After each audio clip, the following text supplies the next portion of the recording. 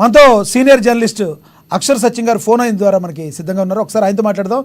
అక్షర్ సచిన్ గారు, good afternoon sir.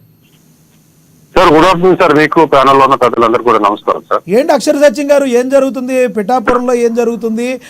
ఒక రకంగా చెప్పాలంటే ముద్దరగడ పద్మనాభం గారు ప్రతిరోజు మీడియా ముందుకు వచ్చి డిఫరెంట్గా మాట్లాడుతున్నారు. నిన్న మీడియా ముందుకు వచ్చిన ముద్దరగడ పద్మనాభం గారు, నేను నికార్సైన కాపుని, పవన్ కళ్యాణ్ మీ నాన్నగారు నికార్సైన కాప, మీ ఫ్యామిలీ గురించి చెప్పండి, లేదంటే మీ భార్యలో అదే అని చెప్పి మాట్లాడుతున్నారు.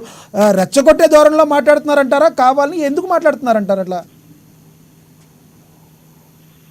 సార్ ఇక్కడ పవన్ కళ్యాణ్, అది ముద్రగడ పద్మనాభం గారు నికార్సైన కాప, పవన్ కళ్యాణ్ గారు తండ్రి గారు నికార్సైన కాప లేదా అనేది జనసేన పార్టీకి అవసరం లేదు, రాష్ట్ర ప్రజలకు అవసరం లేదు, ప్రస్తుత రాజకీయాలకు అవసరం లేదు.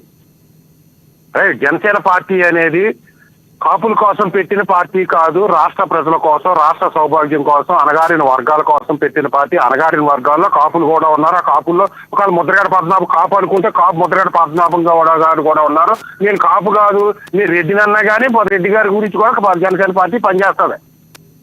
ఇక కాపుల గురించి వద్దాం. జనసేన పార్టీ అనేక సార్లు చెప్తే జనసేన పార్టీ వేరు, కాపులు వేరు. జనసేన పార్టీ లక్ష్యాలు వేరు, కాపుల యొక్క ఆశయాలు ఆకాంక్షలు వేరు. రెండు మిళితం చేసి ఈ జనసేన పార్టీకి కాపు ముద్ర వేయడం కోసం ముద్రగడ పద్మనాభం గారు నిరంతరం ప్రయత్నం చేస్తున్నాడు, రేయం భవన్లో పనిచేస్తున్నాడు. అయితే ముద్రగడ పద్మనాభం గారు ఇక్కడ జనసేన పార్టీలో జాయిన్ అవుతాను, నేను జనసేన పార్టీలో జాయిన్ అవుతానని ప్రతి ఒక్కరి ఇంటికి 6 నెలలుగా తిరిగారు. అందులో నేను ఒక్కడిని. మీరు కాపుగా తిరిగారా, జనసేన పార్టీలో జాయిన్ అవుతానన్నారా, లేదా రెడ్డిగా జనసేన పార్టీలో జాయిన్ అవుతామని వీళ్ళందరూ గుమ్మాల చుట్టూ తిరిగారా, లేకపోతే వైసీపీ కోవర్ట్గా జనసేన పార్టీలో తిరుగుతానన్నారా? ఎందుకు తిరుగుతానన్నారో, లేదా నికార్సైన కాపు డూప్లికేట్ కాపుగా చేరుతానన్నారా? మీకు సీటు, మీరేమో జనసేన పార్టీలోకి వస్తే పిఠాపురం సీటు ఇస్తేనే జాయిన్ అవుతాను కండిషన్ పెట్టారు. వైసీపీలోకి వెళ్తే దేశవ్యాప్తంగా జాయిన్ అయ్యారు. మీరు నికార్సైన కాపు అనుకోవాలా, డూప్లికేట్ కాపు అనుకోవాలా, రెడ్డి కాపు అనుకోవాలా, రెడ్డి అనుకోవాలా? సరే, ఇవన్నీ వదిలేద్దాం. కాపుల గురించి వద్దాం. మీరు నికార్సైన కాపు అయితే మరి తోట సుబ్బారావు గారు అప్పట్లో కాపా కాదా? మరి కాపు అయితే తోట సుబ్బారావు గారు మంత్రిగా ఉండగా మీరు ఉత్తరాఖండ్లో నిరాహార దీక్ష చేయాల్సిన పరిస్థితి ఏంటి? మీ జీవితంలో తోట సుబ్బారావుకి సహకరించారా? పంతో పద్మనాభం గారు మంత్రి గారు సహకరించారా? తోట వెంకటేశ్వరానికి సహకరించారా? మీరు రాష్ట్రంలో ఏ కాపులకి సహకరించారు? అంటే వీళ్ళెవ్వరూ కూడా నికార్సైన కాపులు కాదా? కూడా చిరంజీవి గారి కాపు డూప్లికేట్ కాపు అనుకుందాం, మీ నాన్న ఒరిజినల్ కాపు అనుకుందాం. మరి మీ నాన్నలోంచి వచ్చిన రక్తం ఇదేమైంది? మీరు ఉద్యోగం చేసినప్పుడు కోట్ల విజయభాస్కర్ రెడ్డి గారు జీవో నెంబర్ 30 ఇస్తే మీరు అప్పుడు మీ న్యాయ సలహాదారుడు గంగాధర రామారావు గారు ఇప్పటికీ రాజమండ్రిలో ఉన్నారు. ఆయన జీవో చెల్లదు తప్పు అని ఉంటే మీరు ఆయన మాట వినకుండా, మీ ఉద్యమదారుల మాట వినకుండా మా కాపుల పాలిట అంబేద్కర్ కోట్ల విజయభాస్కర్ రెడ్డి గారికి సన్మానం చేశారు కొన్ని లక్షల మందితోటి. ఆ జీవో ఏమైంది?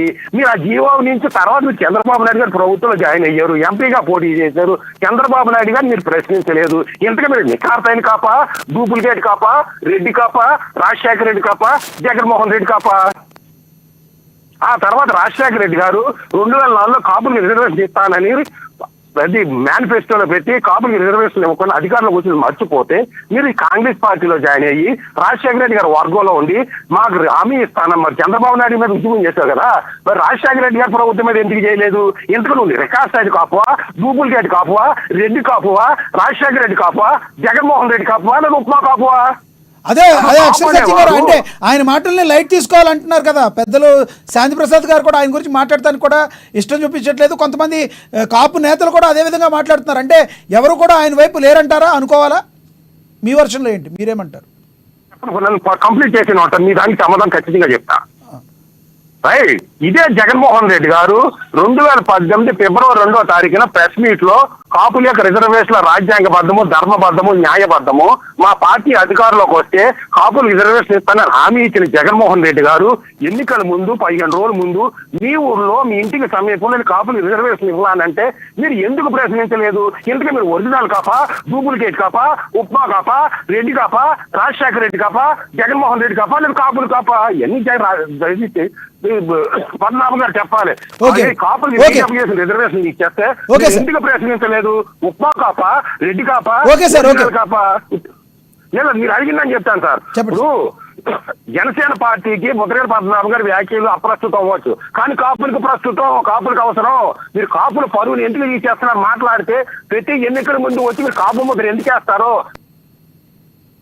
ఓకే సార్, ఓకే మనం వైసీపీ నేత మేడ సాంబశివరావు గారి దగ్గరికి వెళ్దాం. సాంబశివరావు గారు, ఒక